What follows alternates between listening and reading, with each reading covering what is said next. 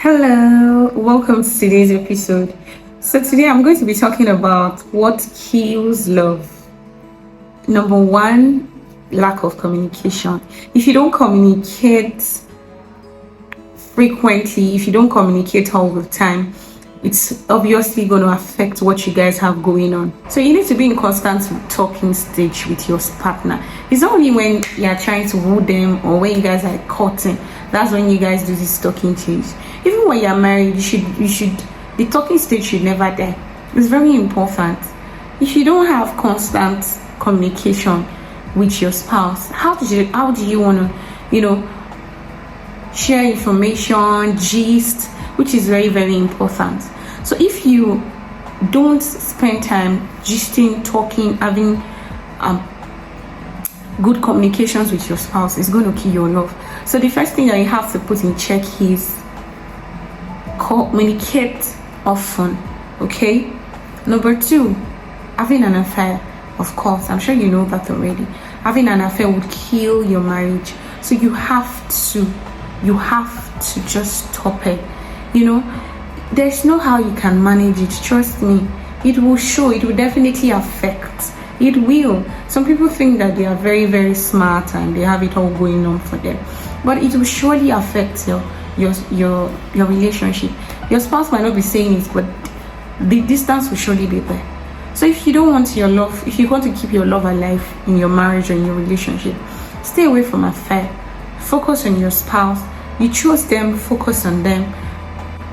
Number three, endless fights. Endless fights can kill love, of course. When you fight all the time,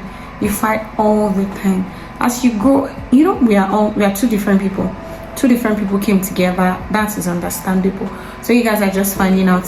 You guys will obviously find out about some stuff. So you guys will obviously disagree. But if it becomes all the time, I don't know, that would definitely affect a lot of things. If I know that almost every day we would have this episode of argument and disagreement, it would definitely reduce the love. Trust me, I know what I'm talking about.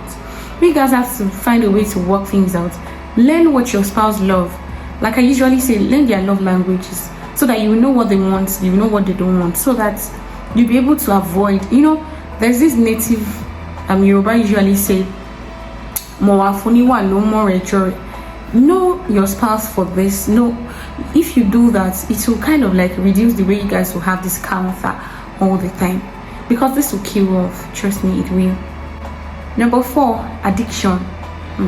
Addiction to so many things. I've seen grown-up men that are addicted to watching football.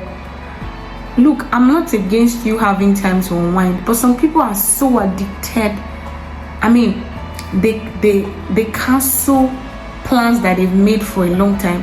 They choose their football over their wife, over their children, over important events. This would kill love. Some people they say it. I'm sure I've heard some people saying, when my husband is watching match like this, you cannot even talk to him. You can't. He does not even listen. He doesn't even. No. All these things. Nobody is saying that you should not have. You should not do things that you love. But you just not have to be addicted, because once you get addicted, it gets much of your time. Whatever you're addicted to gets much of your time.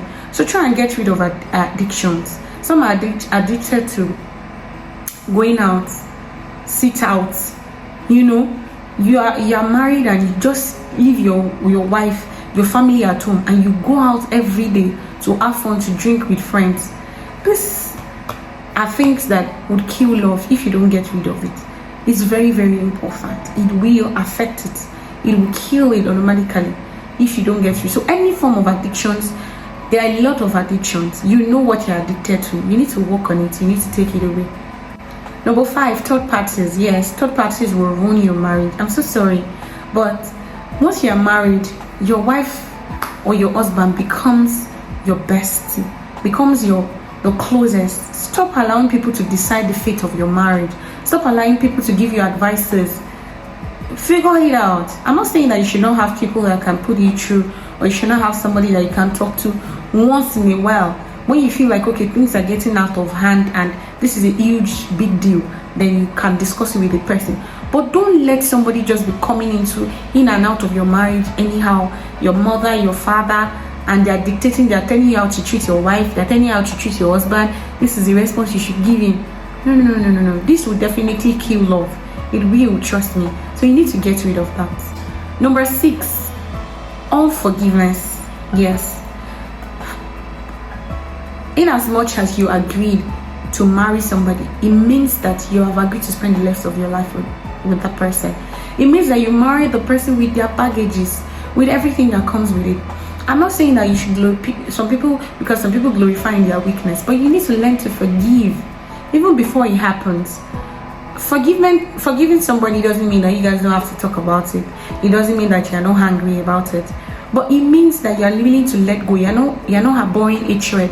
You're not building up on it. You're not keeping it, because some people, things that happened 5 years ago, 2 years ago, they will still be referring to it every time. You need to learn to let go. Forgive and let it go, because keeping it in your mind, holding on to it, would not do you any good, would not do your relationship or your marriage any good. You just need to let go. So unforgiveness is what kills marriage fast. You need to let go of it. Number 8, lack of trust. Why would you even marry somebody? Why would you have a relationship with somebody that you don't trust? Okay, I know trust is not built in a day, but for you to be able to say that this person is somebody you want to spend the rest of your life with, or somebody that you're already spending the rest of your life with, you need to trust them. Stop it. Some people have trust issues because of several things that's happened to you. Of course, I know, but you just have to trust. Stop reading meanings to everything. I know this is not really it's not as simple as I'm saying it, but you just have to, because if you keep on doubting, if you keep on reading meaning, just imagine that Jonah was married and he was not home for 3 days, and he came back home and said I was in the fish belly for 3 days. If it's you, would you believe? Except you trust him, you'll be able to say, this thing that I'm saying, how can you be inside the belly of fish? Do you get? So trust is very, very, very important. Without trust, it will kill love, because if you keep on doubting somebody, even